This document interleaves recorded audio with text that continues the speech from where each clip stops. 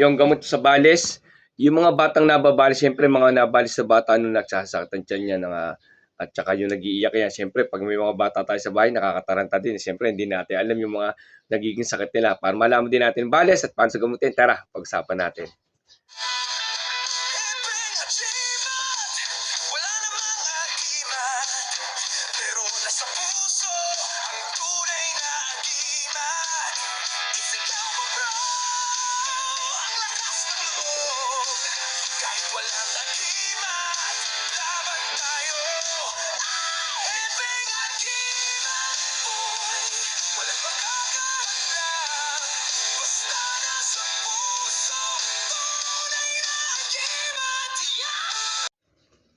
Yun, mapagpalang araw po sa inyo lahat ng mga kagimat. Merong katanungan si ate. About sa, siguro meron siyang anak na maliit. Paano gamutin yung balis sa mga bata, no? Yung mga katanungan ni ate. Ito yung kanyang katanungan, no? Yan, paano gamutin yung balis ng bata. Yan, mga kagimat, no? Sa pagtatanong ng balis, no? Ito na may madali lang naman totally kung ito sa aming mga manggagamot talaga. Madali lang po yung balis. Yun, yung sintomas muna tayo mga kagimat, no? Kalimitan sintomas ng mga nababalis po yan. Malamig po tayo ganyan. Nagsusuka, nagtatae, sinisikmura. Yan po kalimitan na sintomas po ng mga balis. No? Kung kayo walang pantanungan, no? Ngayon po, pagka naganap na nyo na ganan, ang mga sintomas, siyempre, kailangan natin ma-double check maigi. Paano natin ma-double check to? Kailangan natin tawasin yan. Meron tayong pamamagitan pagtatawas. Meron tayong mga stick na tanungan. Meron tayong tanungan sa daliri. May tanungan tayo sa itlog para malaman natin yung mga may tanungan tayo sa bilao. Diba? Ngayon, para malaman natin kung ano yung, kung totoo ba na balis yung na gumambala sa kanya. No? Ngayon, pagka balis talaga, kalimitan niya kung may tanungan kayo, tanungin nyo din yung pangalan na nakabalis sa kanya.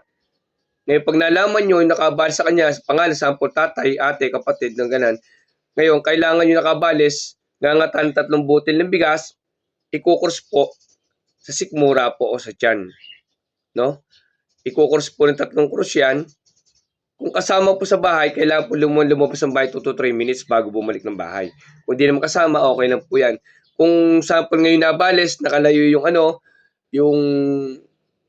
yung nakabalis wala na, lumayo na, nasa trabaho na, kumawag kayo isang, kung babae yun, kumawag kayo isang babae.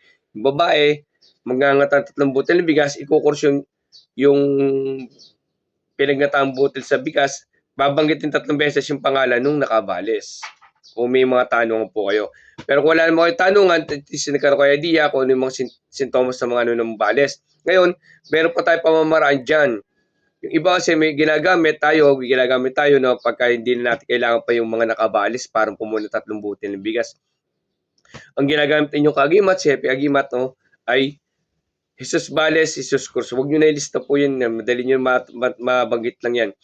Yung balis kasi, tsaka krus lang di ba? Jesus Balis, Jesus Cruz, Jesus Balis, Jesus Cruz. 3 beses lang po yan. Hihip nyo dito sa pakur sa ulo, tsaka sa pusod. Tapos hihip nyo sa tubig bago nyo painom. Kung gusto nyo mas malakas, meron akong binanggit dyan sa channel natin, nandun yung yung Datam, Omo, Buskum, Bil, Sabaot. Datam, Omo, Buskum, Bil, Sabaot. Idadagdag nyo lang yung orasyon na yun, 3 usal, sa tubig na paiinom nyo. Yung iba naman, ginagamitan ng dagdag po ng Aram, Akdam, Aksadam, yung 3 A ng Trespiko na hayag, Aram, Akdam, Aksadam, tanggalin nyo po nawa ang lahat ng sakit ng taong ito. Hipan nyo ng pakur sa ulo. Tapos pahalap nyo sa tubig. Sa iba naman, kung gusto nyo para sigurado kayo, pagsamasamahin nyo po yan.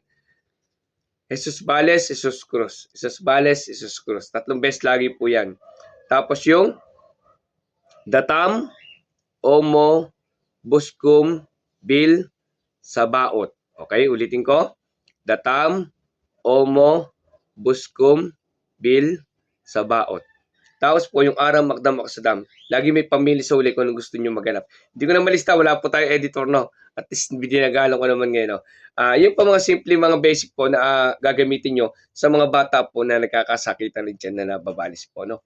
Na may mga tulong sa inyo. Maraming salamat. God bless sa inyo lahat.